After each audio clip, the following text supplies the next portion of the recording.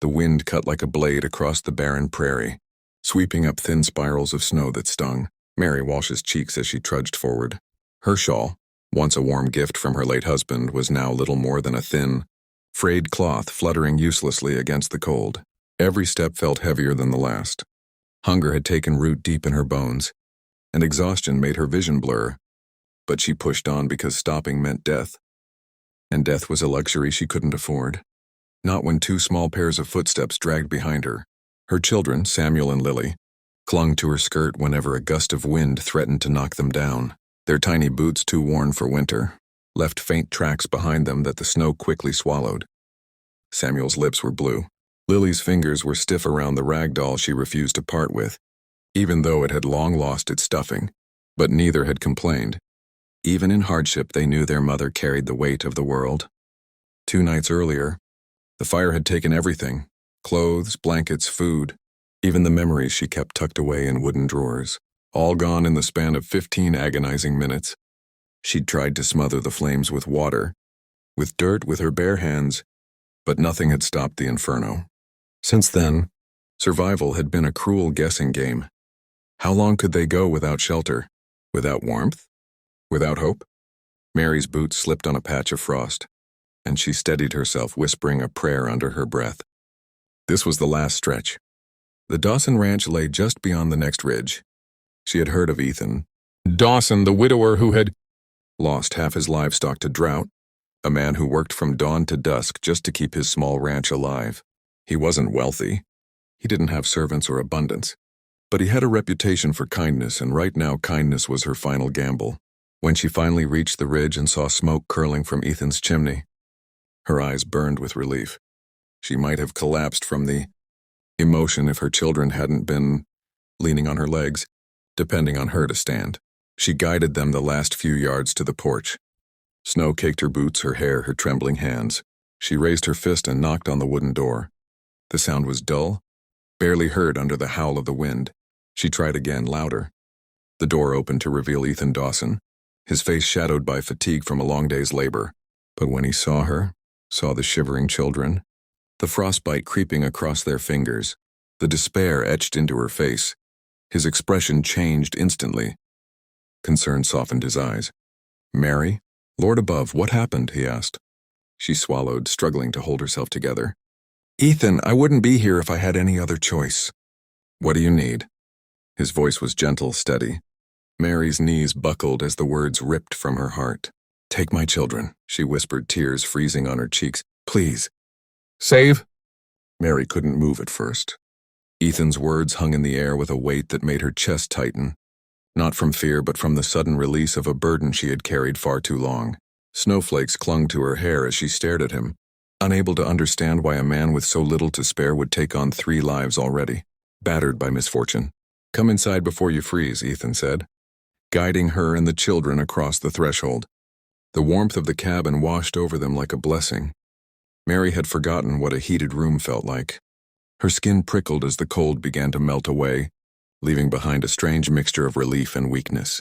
She steadied herself against the wooden wall while Ethan closed the door behind them, shutting out the storm with a solid thud. "Sit," he said gently. Samuel and Lily needed no convincing. They rushed toward the stove, where a pot of stew simmered, filling the cabin with a smell that almost brought Mary to tears. Ethan ladled portions into wooden bowls, placing them carefully in front of the children. "Slow now," he murmured as they ate with desperate hunger. "Your bellies ain't used to fullness." Mary watched, hands pressed to her mouth, overcome by gratitude.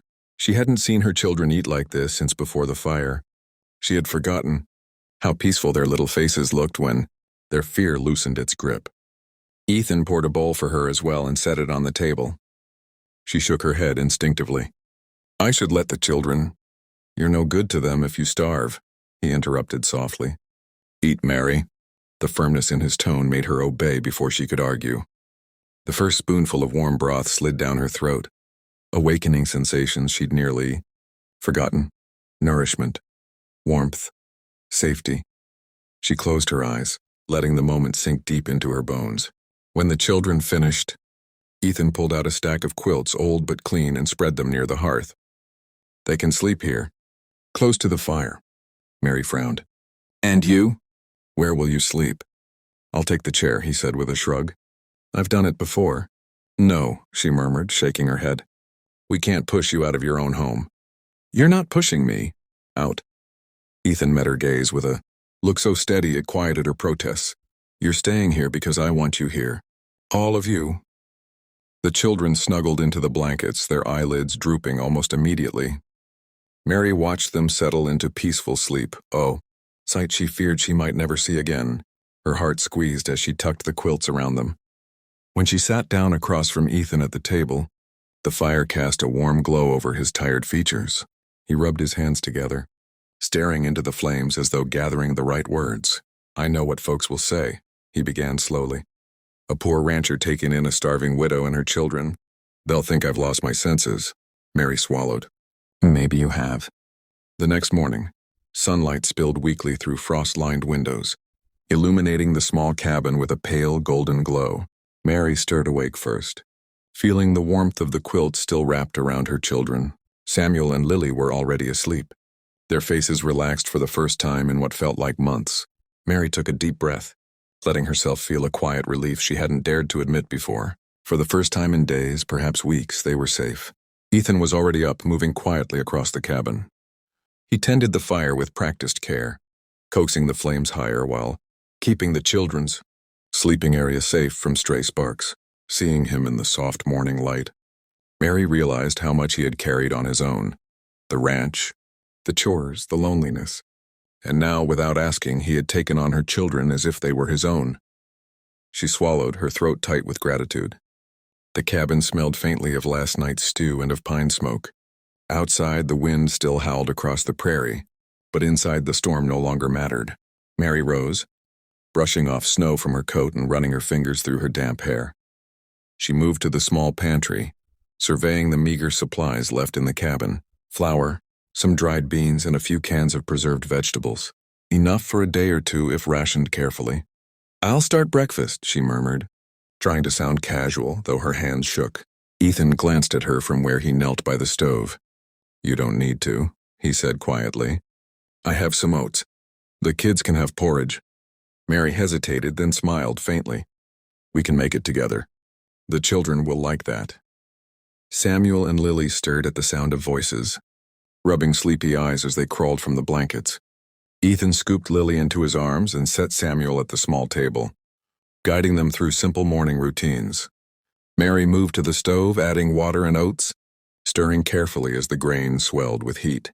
The simple task felt monumental, feeding her children without fear, without desperation. As they ate, Mary watched Ethan and her children interact.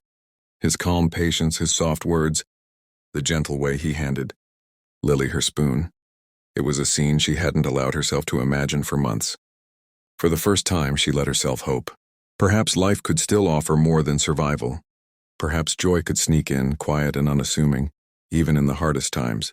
After breakfast, Ethan stepped outside to feed the small herd of cattle, motioning for Mary and the children to stay warm by the fire. But Mary insisted on helping him. She wrapped Samuel and Lily in thick scarves and coats, and together they trudged through the snow toward the pens. Ethan showed her the chores, checking the fences, feeding the cattle, moving firewood. Each task was hard, exhausting, but Mary found herself smiling quietly. She had been given this second chance, and she would not. Days passed, and the harsh winter began to soften, just slightly, as if the land itself acknowledged the fragile new life taking root in Ethan's cabin. Mary had settled into a rhythm she hadn't dared hope for. The children woke each morning with laughter in their eyes rather than hunger in their bellies, and she moved through her days with a mixture of exhaustion and satisfaction she hadn't felt in months. Life was hard, yes, but it was alive. Ethan had become a constant presence in ways that went beyond mere survival. He rose early to check the livestock, teaching Samuel how to carry feed sacks without stumbling, and guiding Lily as she learned to gather kindling without pricking her fingers on the sharp bark. Mary watched him, seeing not just a man who had taken in her family, but a partner in life's quiet, demanding work. He had a steadiness, a patience, and a kindness that grew more evident each day, woven into the chores, the meals, and the gentle corrections to her children's antics. One morning, the sun broke through the clouds in golden shafts. illuminating the frost-covered prairie.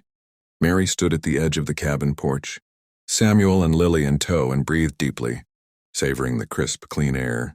"Ethan," she called, and he emerged from the barn, wiping his hands on a rag, snowflakes melting in his hair. He smiled at her, warm and unguarded. "Morning," he said. "Ready for a bit of work before breakfast?" She nodded. "I think the children could use some exercise." They all moved together toward the cattle, Mary walking beside Ethan as they directed the animals and checked the fences. Laughter broke out as Lily tried to mimic Ethan's confident strides, and Samuel tripped over a frozen patch of ground.